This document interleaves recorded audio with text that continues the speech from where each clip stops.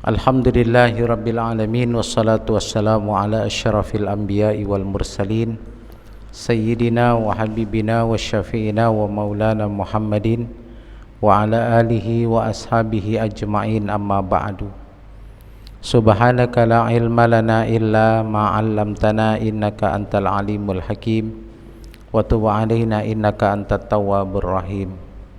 Rabbi shrah li sadri wa yassir li amri wahlul 'uqdatam min lisani yafqahu qawli waj'al li waziran min ahli, sadaqallahul azim. Al-Fatihah bi niyatil qabul wa tamami kulli syu'ni wa ma'mul ila arwahi abaina wa ummahatina wa ajdadina wa jaddatina wa asatidatina wa liman istama'na hahuna bisababihi wa li ajlihi syai'un lillahi lahum. Al-Fatihah. A'udzu billahi minasyaitonir rajim. Bismillahirrahmanirrahim. Alhamdulillahi rabbil alamin, arrahmanir rahim, maliki yaumiddin. Iyyaka na'budu wa iyyaka nasta'in. Ihdinas siratal mustaqim, siratal ladzina an'amta 'alaihim ghairil maghdubi 'alaihim waladdallin, amin. Wa qala syekhul muallif rahimakumullah wa la man nafa'a bihi wa bi barakati 'ulumihi wa bikum fid dharaini, amin amin ya rabbal alamin.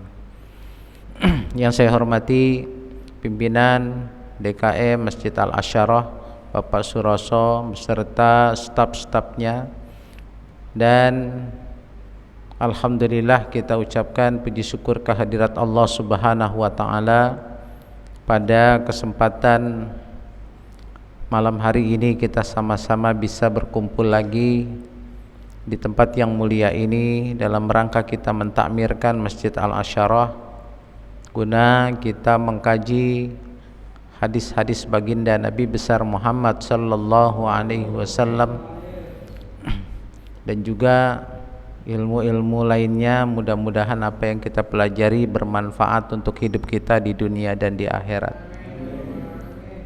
Beriring salawat dan salam kita sampaikan pula kepada baginda Nabi besar Muhammad sallallahu alaihi wasallam. Bapak-bapak, gimana kabarnya hari ini? Sehat? Alhamdulillahi rabbil alamin. Pada hari ini kita memasuki hadis yang berikutnya. Bismillahirrahmanirrahim. Wa an ibni Mas'ud radhiyallahu anhu qala dakhaltu 'ala an-nabiy sallallahu alaihi wasallam wa huwa yu'aku faqultu ya Rasulullah innaka tu'aku waq'an syadida. Qala ajal inni u'aku kama yu'aku rajulani minkum. Qultu dzalika anna laka ajraini. Qala ajal dzalika kadzalik ma min muslimin yusibuhu adan syaukatun fama fawqaha illa kaffarahu Allahu biha sayyiatihi wa khuttat anhu dzunubahu kama tahuttus syajaratu waraqaha. Muttafaqun alaih. Dari Ibnu Mas'ud radhiyallahu an, semoga Allah meridhoi kepada Ibnu Mas'ud. Qala dakhaltu 'ala nabi sallallahu alaihi wasallam. Berkata Ibnu Mas'ud, dakhaltu 'ala nabi sallallahu alaihi wasallam. Aku masuk ke kamarnya Nabi Muhammad dan beliau sedang sakit. Beliau sedang sakit. Wa huwa yu'aku, dan pada saat itu beliau sedang sakit panas. Satu-satunya sahabat yang bebas keluar masuk kamar Nabi itu adalah Ibnu Mas'ud, Abdullah bin Ibnu Mas'ud. Beliau itu asisten Nabi yang setiap hari melayani keperluan baginda Nabi besar Muhammad sallallahu alaihi wasallam. Begitu Ibnu Mas'ud masuk ke kamarnya Nabi, Wa huwa yu'aku, kata Ibnu Mas'ud, Nabi lagi panas. Fakultu ya Rasulullah, aku katakan kepada Rasulullah, ya Rasulullah, innaka tu'aku waq'an syadida. Ya Rasulullah, begitu dipegang tubuh Rasulullah panas. Panasnya itu waq'an syadida. Waq'an syadid itu artinya panasnya panas sekali. Ya. Qala ajal, iya saya lagi sakit panas. Inni u'aku kama yu'aku rajulani. Saya lagi sakit panas saya kayaknya itu melebihi dari 2 orang yang sakit panas. Jadi kalau kita sakit panas, taruhlah kita dalam keadaan 40 derajat panas kita, mungkin kalau Nabi ini 2 kali lipat, berarti ya 80 derajat panas Pak ya. Paman, kama yu'aku rajulani minkum. Aku ini lagi panas seperti panasnya 2 orang ya dari kalian. Jadi bayangkan Pak, di zaman dulu belum ada paracetamol, belum ada yang namanya Sanmol, belum ada yang namanya termometer buat mengukur panas, belum ada yang namanya CTM, belum ada yang namanya BPJS. Sekarang aja BPJS mau dinaikin ya Pak ya. Mau diturunin. Nah, begitu diperiksa sama Ibnu Mas'ud, rupanya panas. Manusiawi, Nabi juga manusia. Beliau juga sakit. Ya lagi sakit ya sakit. Ya. Qultu dzalika anna laka ajraini. Maka kata Ibnu Mas'ud, aku katakan, berarti engkau mendapatkan 2 pahala. Karena panasnya 2 orang, ukurannya panasnya 2 orang. Tuh bayangin, lagi sakit Nabi begitu, masih apa? Masih urusannya masalah pahala menggugurkan dosa. Annalaka ajraini, berarti engkau mendapatkan 2 pahala ya Rasulullah. Qala ajal, ya benar. Dzalika kadzalika ma min muslimin yusibuhu adan. Sama juga seorang muslim juga, kata Nabi, kalau dia tertimpa satu penyakit, syaukatun, kayak dia kena tertusuk duri, fama pauqoha, ataupun lebih daripada itu, apakah terkena kawat, apakah terkena beling, apakah terkena seng, dia terluka, illa kafarahullahu biha sayyiatihi, maka seorang muslim yang terkena musibah seperti itu, dosanya akan diampuni oleh Allah Subhanahu wa ta'ala. Wa huttat anhu dzunubahu, dan digugurkanlah itu segala dosa-dosanya, kama tahuttus syajaratu waraqaha, seperti digugurkannya daun-daun yang ada pada pohon tersebut ketika musim kemarau. Rawahu muttafaqun alaih, rawahu Muslim wal Bukhari. Jadi ketika Nabi lagi sakit, dikatakan itu panasnya itu sampai 2 kali panasnya orang biasa, maka kata Ibnu Mas'ud, berarti engkau dapat 2 pahala ya Rasulullah. Iya, gitu. Iya, sama seperti seorang muslim ketika dia tertimpa musibah, dia sabar, ya, dia sabar. Intinya sabar, bukan sabar Pak RT, bukan. Ya. Sabar dalam arti menerima dengan ikhlas, dengan ikhlas. Ya, lagi tertimpa sakit begini, sabar. Jangan banyak apa? Mengeluh. Jangan banyak mengeluh. Maka kalau kita bersabar, maka kafarahullahu biha sayyiatihi, Allah ampuni segala dosa-dosanya.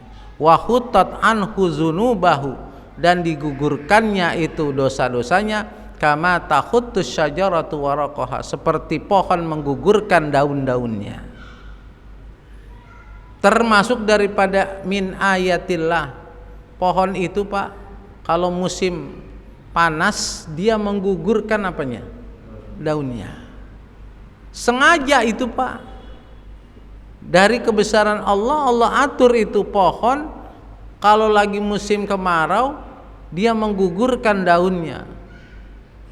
Kenapa digugurkan daunnya? Agar apa? Agar tanah itu tidak menguapkan zat air yang ada di dalam tanah. Jadi ketahan sama daun. Daun menahan, daun yang gugur-gugur itu menahan air yang menguap ke atas. Akhirnya apa? Cadangan air yang ada di tanah tetap bisa dikonsumsi oleh pohon tersebut. Itu daripada kebesaran Allah. Allah atur tuh Pak, pohon aja begitu. Jadi pohon itu jangan dikira pohon itu tidak mempunyai apa, dia punya nyawa Pak, dia punya nyawa. Makanya leluhur kita, orang dulu kita itu kalau mau nebang pohon dia apa, tirakatan dulu, berdoa dulu. Bukan dia minta kepada pohon, bukan minta aman supaya pohon ini melindungi dia, tapi apa, berdoa, ya Allah ini makhluk Engkau, aku akan apa, aku akan eksekusi, aku akan tebang, aku akan beresin. Jadi pohon itu punya apa, ya makhluk juga biasa. Sama seperti kita memotong hewan. Memotong hewan mesti pakai baca Bismillahirrahmanirrahim. Kalau kita nggak baca Bismillah, hewan yang dipotong tidak membaca Bismillah, maka itu dianggapnya apa? Bangkai. Bangkai. Kayak kita, kalau orang dulu Pak, kalau beli ayam potong, dia yang motong. Dia yang motong. Sini, saya yang potongin. Bismillahirrahmanirrahim. Dia potong, dibubutin baru sama orang itu. Jadi bukan nggak percaya sama yang dagangnya, takut yang dagangnya itu motongnya nggak baca Bismillah. Kalau tukang potong ayam kan motongnya begitu Pak, tek, ya. Kadang-kadang bukannya dipotong, diapain? Ditusuk. Coba Bapak perhatikan Pak, di pasar-pasar ada yang memang tersembelih, ada yang cuman apa, bolong. Makanya kita kalau beli ayam itu Pak, ya perhatikan itu kalau beli ayam potong, kalau kita memang mau motong sendiri, Pak saya yang potongin, ya baca Bismillah, ya Pak silakan, kalau udah selesai Pak silakan dibubutin. Nah, jadi jangan sampai kita makan bangkai. Kalau orang bilang namanya tiren, ayam tiren. Apa tiren? Mati kemarin. Ya nggak ubahnya seperti itu, sama, ya. Karena kita makan bangkai. Ya. Jadi kita kalau makan apa? Kalau beli ayam ataupun beli apa? Ya kalau beli daging gimana? Memang mesti kambingnya kita potong kan susah ya Pak ya. Iya. Tapi kalau orang dulu yang punya apa namanya? Punya perkumpulan pengen makan daging, ini daging beli patungan Pak, ya ada, masih ada tuh Pak, ada orang kaya seperti itu. Saya punya teman itu keluarganya memang orang kaya semua. Jadi kalau mau daging itu Pak, mereka potong satu sapi dipotong, kemudian ya dibagi-bagi sama keluarganya patungan itu, taruh di freezer gitu. Nanti kalau mau makan langsung apa, ambil dari situ. Ya kalau kita mah ngambil di pasar aja ya, udah husnuzon aja. Jadi begitu, Bismillah. Jadi kembali lagi kepada hadis ini bahwa manusiawi kalau memang Nabi itu ya sakit gitu ya. Jadi Nabi aja sakit, apalagi kita. Tapi ada yang perlu kita garis bawahi, bahwa sehebat apapun penyakit kita, kalau kita belum meninggal dunia, kita masih tetap wajib sholat. Kita wajib sholat walaupun kita dalam keadaan berbaring. Nggak boleh kita kena air nih, ya tayamum. Tayamum paling mudah itu Pak. Makanya agama itu memberikan kemudahan. Tayamum cuman berapa kali? Cuman apa? Muka sama tangan. Nawaitu tayammum listibahati shalah lillahi ta'ala. Cuman kalau tayamum Pak untuk satu kali sholat ya. Tayamum nggak bisa buat 2 kali sholat. Pokoknya saya tayamum buat sholat maghrib karena nggak ada air, airnya tayamum. Itu pun Pak kalau nggak ada air harus dicari dulu air. Nggak boleh kita nyerah, mati air ya. Cari dulu sumur. Itu kalau di dalam fikih, di dalam Fathul Qorib, Fathul Mu'in itu diterangkan radius mencari airnya itu paling minimal itu 600 meter. 600 meter. Bapak 600 meter ke sono nyari nggak ada, 600 meter ke sono nggak ada, 600 sono nggak ada, sono nggak ada, baru boleh tayamum. Jadi cari dulu Pak, ada sumur nggak nih? Mati air, pam mati, cari sumur. Sini masih ada nggak Pak yang punya sumur? Masih ada ya? Ya, itu. Iya. Atau kita punya punya persediaan sumur Pak. Ada sumur gitu. Atau kalau kita memang pakai toren Pak ya. Ada ya toren air. Artinya kalau mati pam itu bisa tetap untuk berwudu. Jadi harus dicari tuh Pak air. Nih syaratnya tayamum. Jadi enggak mantang-mantang mati air, tayamum. Enggak begitu. Ya, harus ada perjuangannya dulu. Nah, itu kan Allah demennya begitu, Pak. Kita berjuang tuh. Ada perjuangan kita untuk apa? Mencari air. Minimal 600 meter kita cari ke sana. Berarti sampai mana? Sampai Al-Hikmah ada enggak? 600 ya? Enggak. Ya pokoknya 600 meter dah gitu ya, cari setengah kilo deh gitu ya. Nggak ada juga Pak Ustaz. Ya udah baru tayamum. Tayamum cuman gini doang Pak. Muka, terus tangan. Ini yang ini dulu nih, tangan kiri. Tangan kanan. Udah beres. Tayamum itu harus pakai turab. Bit turabi. Turab itu artinya apa? Tanah. Ada kandungan tanah. Kalau debu yang di sini bagaimana? Kita kadang-kadang orang main apa? Main di tembok aja. Imam Syafi'i bilang enggak, bit turab. Turab itu artinya tanah. Tanah kita apa? Kita ambil yang suci, kemudian kita apa? Ya kita alusin. Ya, dan kita enggak semuanya tanah begini kita, wow begitu Pak, enggak. Ya, ada yang namanya itu tadqiq. Kalau di dalam kitab fikih itu namanya tadqiq. Tadqiq itu menipiskan. Gini nih, tuh dikitin dulu Pak. Terus sampai kayak enggak ada, padahal tadinya ada tanah tuh Pak, namanya tadqiq. Jadi enggak Bapak main ini aja di tembok Pak, bukan, itu bukan caranya tayamum. Nah ini namanya ilmu nih Pak. Cari tanah dikit aja, nggak usah banyak tanah nggak ada sekepel, nggak ada deh gitu ya, sedikit aja deh. Terus kita kita alusin gitu Pak ya, kita alusin. Kan teralus tuh ya, habis alus kita taruh di kertas deh, nanti banyak jadi menyebar. Kita beginiin, kita gituin, terus sampai apa? Sampai tipis, dikiranya kayak nggak ada deh, kayak begini lagi, padahal tadinya ada tanah. Itu namanya tadqiq. Jadi tipisin. Baru deh muka.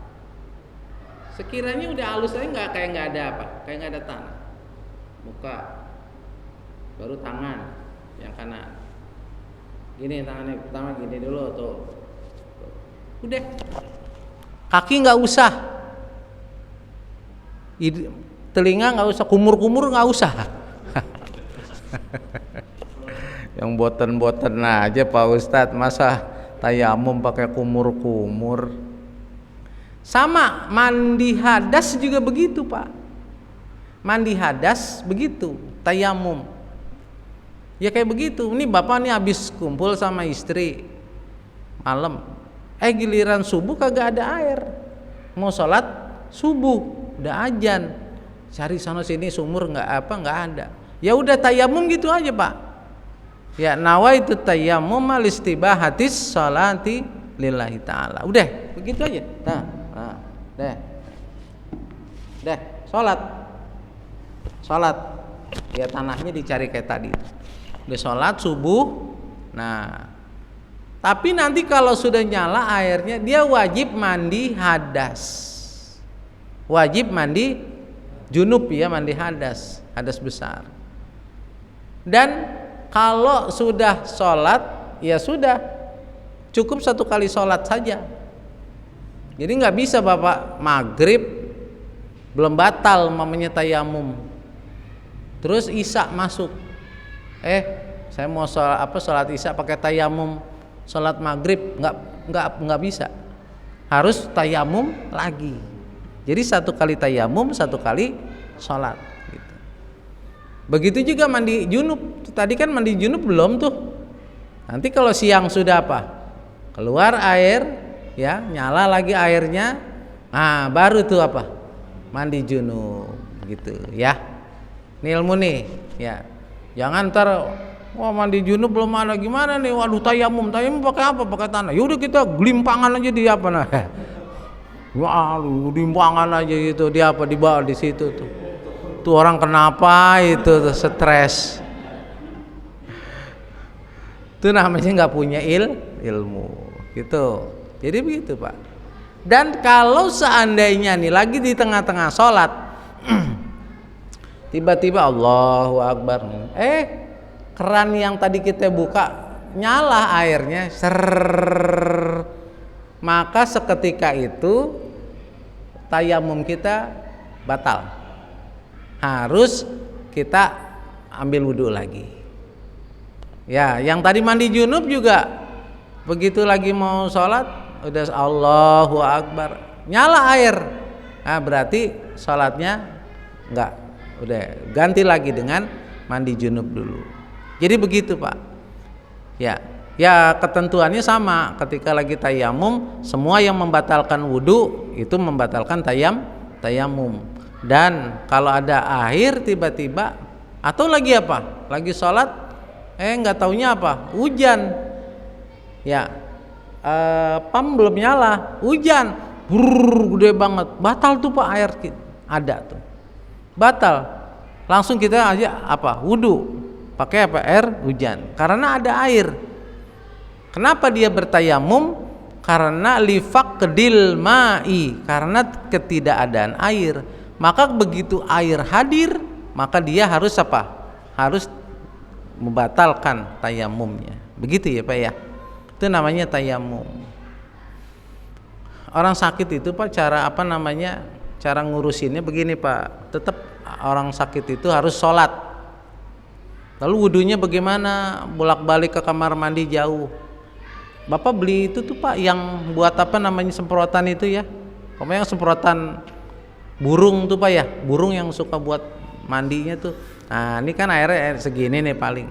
Ntar ada semprotannya segini. Tadi disemprotin aja. Saya ke tangannya, saya gitu. Jadi airnya enggak enggak basah, di tempat tidur aja. Deh Bapak duduk sini. Urusin tuh Pak orang tua kita yang mau sholat, tangannya diwuduin. Pakai air segini cukup.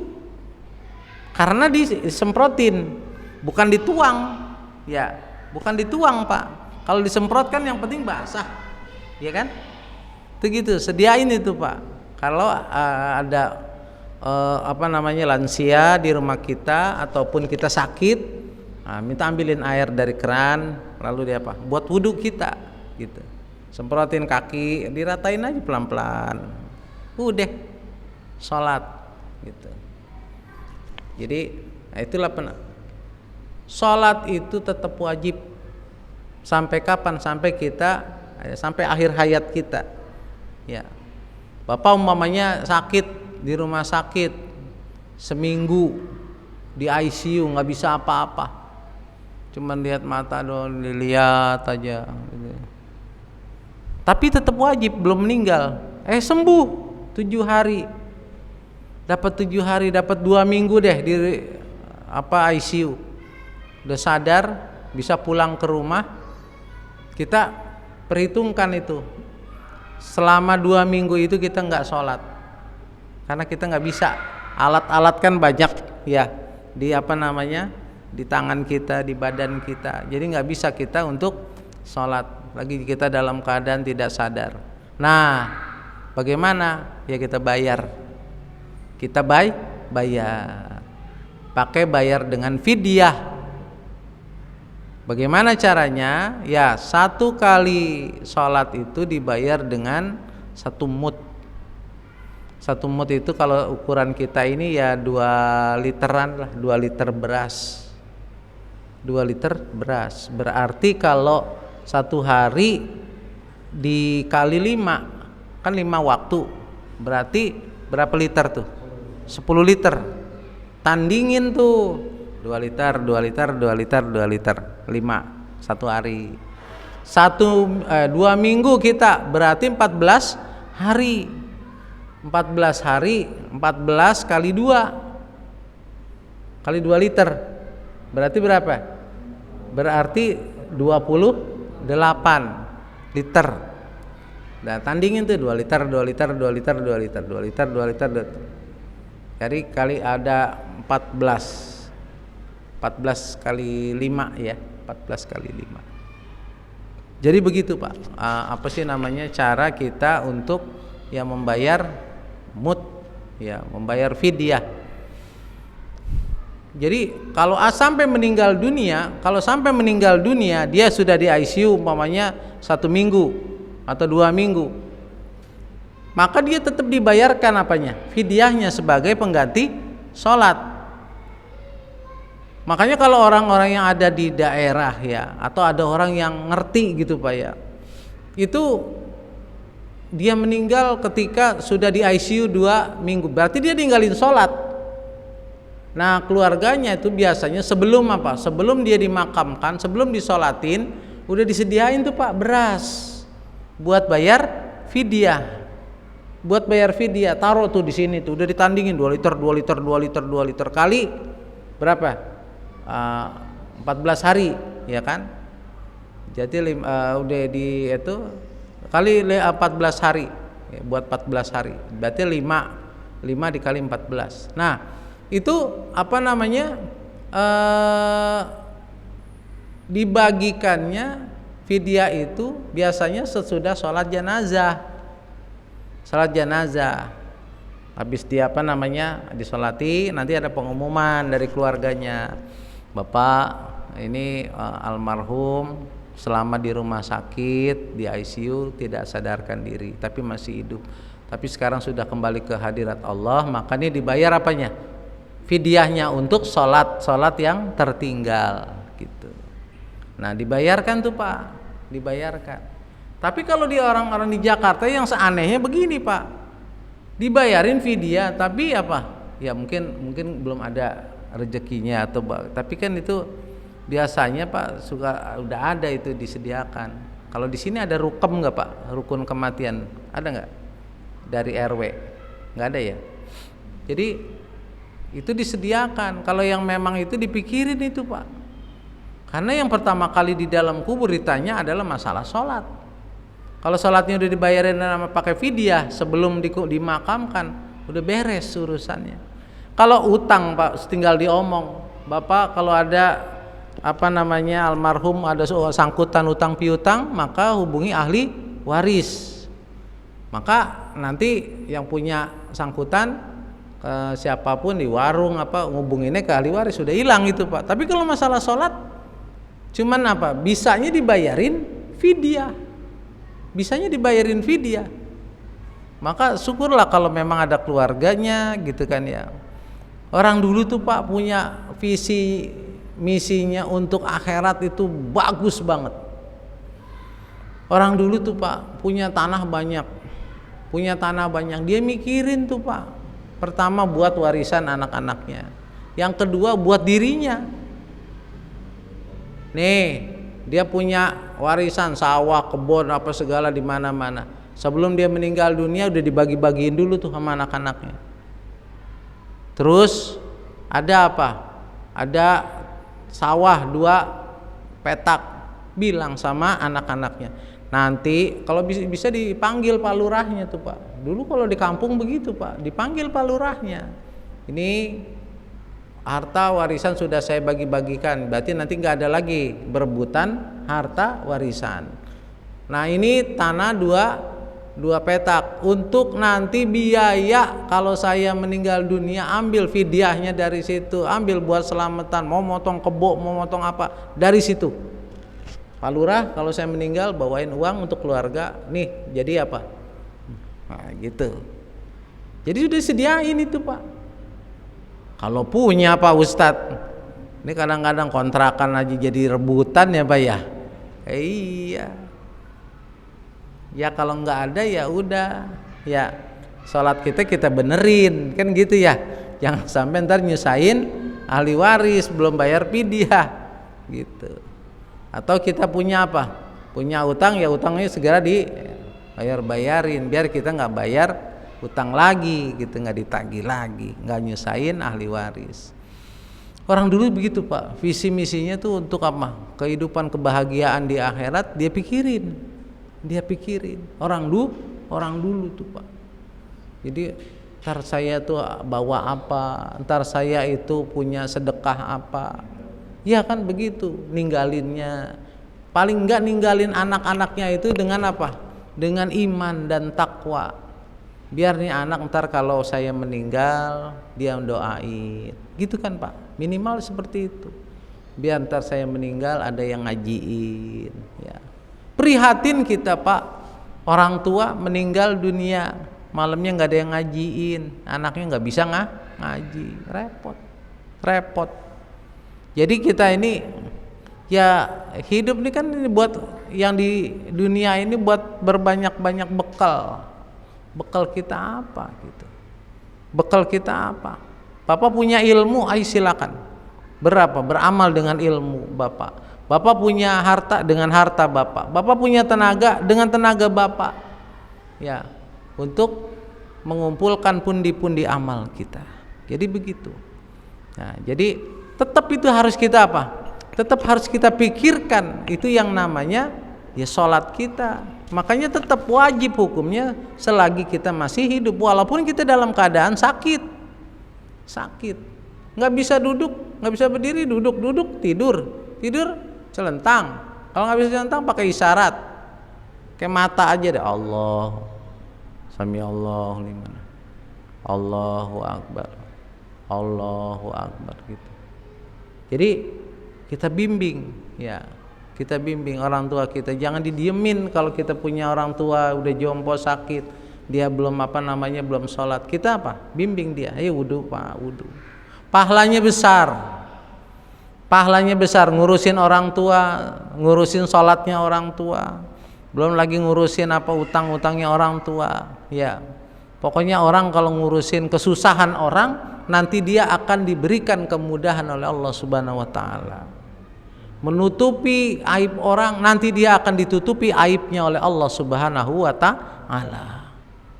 Wah, yang meninggal punya utang sama saya 10 juta umpamanya, kira-kira gimana, dibebasin gak tuh Pak kalau begitu Pak? 10 juta dibebasin gak tuh Pak? Itu jenazah gimana tuh kalau punya utang 10 juta sama saya minta gak ya ke ahli warisnya? Kalau memang dia kasihan boleh minta, tapi lebih bagus lagi kalau apa? Dia bebaskan, ya sudah ya Allah, saya relakan hutangnya dia itu yang 10 juta, udah saya ikhlaskan. Tuh, pahalanya besar tuh Pak. Kenapa? Itu jenazah udah tidak bisa berdaya lagi bayar hutang, tapi kita apa? Relakan, kita ikhlaskan. Itu yang paling berat itu Pak. Ini namanya ngaji tasawuf begitu tuh Pak. Belajar mengikhlaskan, susah mengikhlaskan. Jadi memang kadang-kadang orang bisa sabar, yang ikhlas, yang sabar. Tapi apa? Diri kita kalau lagi begitu bisa enggak gitu. Bisa enggak? 10 juta Pak. Utang 10 juta, duit sekarang besar, ya. Tapi begitu dia melihat kepada apa? Akhirat, sudahlah. Saya ikhlaskan.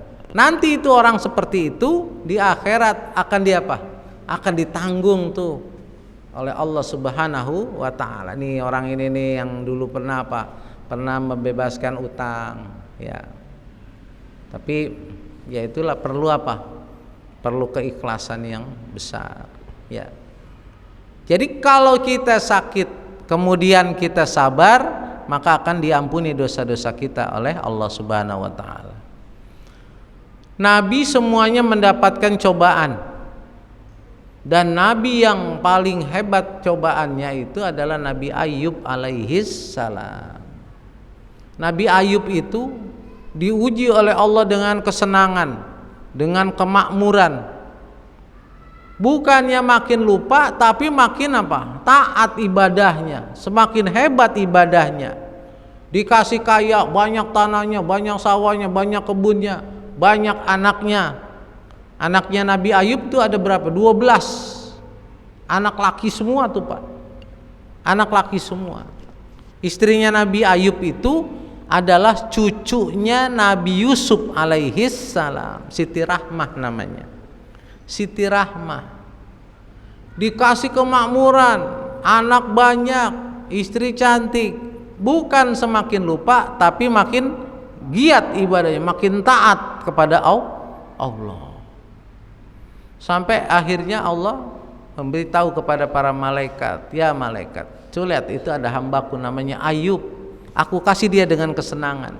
Biasanya orang dikasih kesenangan, dikasih kemakmuran, biasanya lupa kepada Allah, lupa. Orang kan kalau udah dikasih kesenangan Pak, dikasih punya mobil, dikasih mobil sama Allah, karena ada rezekinya dia beli mobil, udah lupa tuh. Sabtu Minggu udah mainnya ke puncak semua. Wah, nggak pernah di rumah. Sabtu Minggu pergi, ntar ke puncak, ke restoran, ya, refreshing Pak Ustadz. Nggak taunya di puncak macet total. Makin puyeng, makin stres. Saya ke puncak itu ada macet sampai 2 kilo Pak. Ya Allah, mau balik lagi nanggung ya Pak ya. Akhirnya apa? Akhirnya di warung-warung tuh Pak. Ya, warung-warung apa namanya yang kopi gitu kan. Nggak taunya harganya diketok Pak. Minum kopi apa? Satu gelas 100.000. Kenapa? Karena dianggap nginep di situ, ya kan? Sambil tiduran, sambil lesehan, ya kan Pak. Jadi ramai itu Pak, kemarin viral itu. Iya, makanya Bapak kalau mau minum kopi di puncak tuh Pak ya, tanya dulu, ini berapa nih Pak? Begitu datang nih kopinya nih, berapa nih? 5.000 nih Pak, saya bayar dulu nih. Udah berarti nggak diketok gitu Pak. Tapi kalau Bapak diem aja sampai pagi di situ, dihitung tuh Pak. Bapak tidur di situ ya sama juga kita nginep di hotel gitu ya. Kopi satu gelasnya aturan 5.000 jadi 100.000 kan gitu. Rame ngebelain tuh Pak, pengen refreshing katanya ke puncak, nggak taunya apa, mampir di warung digetok situ ya. Kadang-kadang macetnya dibikin Pak ya, macetnya dibikin, nggak taunya di perempatan dikecilin jalanannya. Biar apa? Ntar kalau macet tuh yang asongan kan pada jualan tuh Pak ya. Iya, biar laris kan itu. Yang jualan pisang, yang jualan gemblong, yang jualan apa aja gitu kan. Ya orang kampung pinter juga sih ya. Orang kota yang S2, S1 ya kan ya. Iya, dikibulin sama orang-orang kayak gitu. Ya, Jadi seperti itu. Nabi Ayub begitu, dikasih kemakmuran, dikasih harta yang banyak, nggak surut ibadahnya, makin taat. Akhirnya apa? Setan pengen nyoba, saya ingin uji, ya Allah, silakan. Apa? Hartanya dibakar tuh, kebun semuanya dibakar, habis semuanya tuh. Anak-anaknya dikasih sakit, meninggal semuanya tuh Pak. Setelah meninggal anak-anak yang 12 orang itu, Nabi Ayub dikasih penyakit.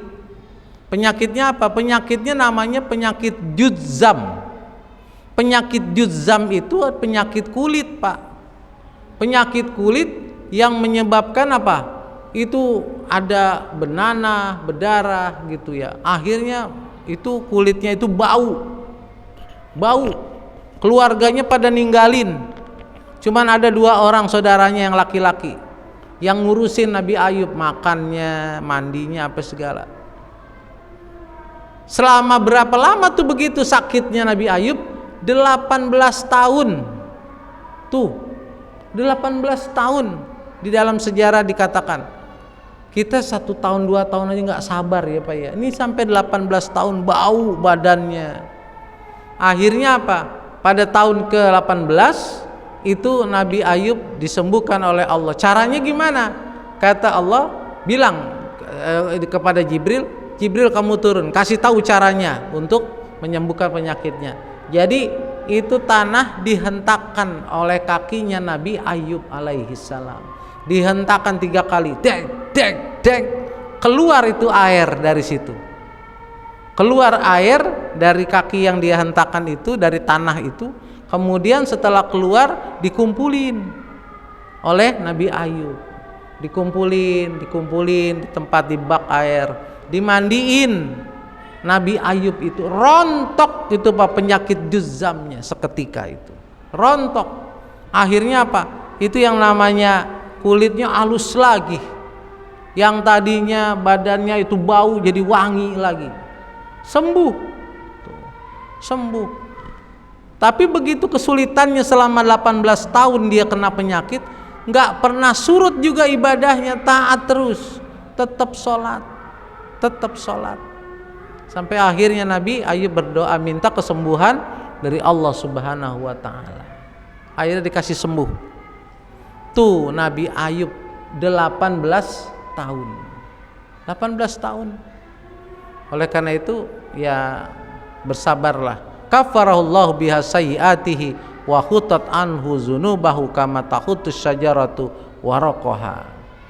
Jadi kalau kita mau sabar, kalau kita dikenakan penyakit, maka kita bersabar, maka itulah Allah Subhanahu wa Ta'ala menggugurkan segala dosa-dosa kita, sebagaimana pohon menggugurkan daun-daunnya. Ya. Udah Isya ya? Belum? Udah. Hari ini hadisnya baru 1 aja, mudah-mudahan bermanfaat. Al-Fatihah. A'udzubillahi minasyaitonirrajim. Bismillahirrahmanirrahim. Alhamdulillahirabbil alamin arrahmanir rahim maliki yaumiddin. Iyyaka na'budu wa iyyaka nasta'in ihdinas siratal mustaqim. Shiratal ladzina an'amta 'alaihim ghairil maghdubi 'alaihim waladdallin. Wa huwa karim wa huwa karim. Allahumma bihaqqil Fatihah wa bisirril Fatihah wa bi mu'jizatil Fatihah ya farijal ham ya kashifal gham ya man li ibadihi yaghfir wa yarham. Allahumma ja'al jam'ana jam'an marhuma wa tafarruqan min ba'dihi tafarruqan ma'suma. Allahumma anzilna munzalan mubarakan wa anta khairul munzilin. Rabbana atina fid dunya hasanah wa fil akhirati hasanah wa qina adzabannar. Wa sallallahu ala sayyidina Muhammad wa ala alihi washabbihi wasallam. Walhamdulillahi rabbil alamin. Terima kasih. Hadanallahu wa iyyakum ajma'in. Assalamualaikum warahmatullahi wabarakatuh.